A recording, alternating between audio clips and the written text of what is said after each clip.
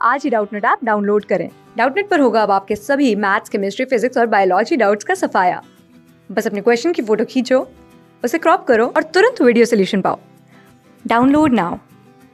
प्रश्न दिया है, एक सोनार केंद्र जो है 3 सेकंड बाद वापस संकेत पकड़ता है, वस्तु कितनी दूरी पर है बताना है, जबकि जल में ध्वनि की चाल जो है 1440 मीटर प्रति सेकंड है। तो आइए हम लोग इस प्रश्न को यहाँ पे हल करते हैं और ज्ञात करते हैं कि सोनार केंद्र जहाँ से सिग्नल भेजा जा रहा है और वह वस्तु, देखो सोनार में क्या होता है कि यहाँ पे एक हम लोग जहाँ से सिग्नल निकलता है, ठीक है, सोनार से यहाँ पे सिग्नल निकलेगा और यह जो है सबमरीन यानी कि यह स्थल में होगा और हमारे पास जल के अंदर अगर कोई वस्तु है तो गहराई नापने के लिए या किसी वस्तु की स्थिति पता करने के लिए हम लोग सोनार का प्रयोग करते हैं।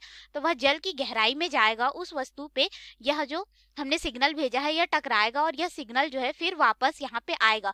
तो यहाँ से गया और वापस सोनार केंद्र में आया, इसके लिए जो समय दिया गया है टी बराबर वह 3 सेकंड का समय ले रहा है।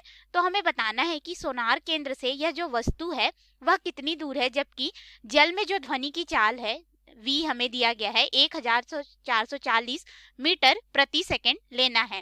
तो देखिए हम लोग जानते हैं हमें दूरी ज्ञात करना है, तो हम लोग यहाँ से वेग और हमें समय दिया गया है तो हम लोग दूरी का मान निकाल सकते हैं। तो दूरी को हम लोग यहाँ पे d से दर्शा दे, तो देखो वेग दिया गया है ध्वनि की चाल जल में गुणित समय दिया गया है, ठीक है, और यह समय याद रखिए केंद्र से जाकर वस्तु से टकराकर फिर केंद्र में आने का समय है, ठीक है। अगर यह स्रोत से जाकर के वस्तु पे टकरार है उसका समय देखें तो 1.5 सेकंड होगा, इसका आधा।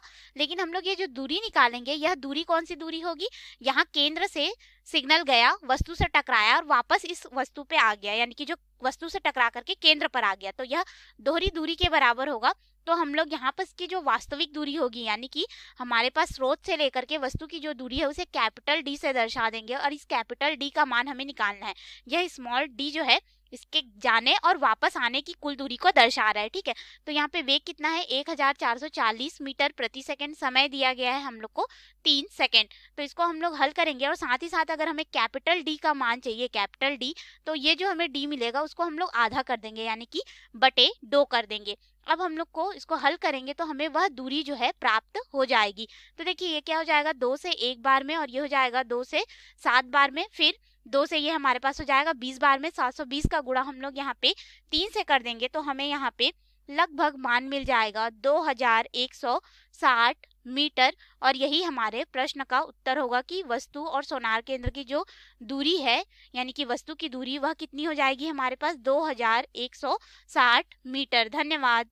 क्लास 6 से 12 से लेके नीट, IIT, JEE मेंस और एडवांस के लेवल तक 10 मिलियन से ज्यादा स्टूडेंट्स का भरोसा।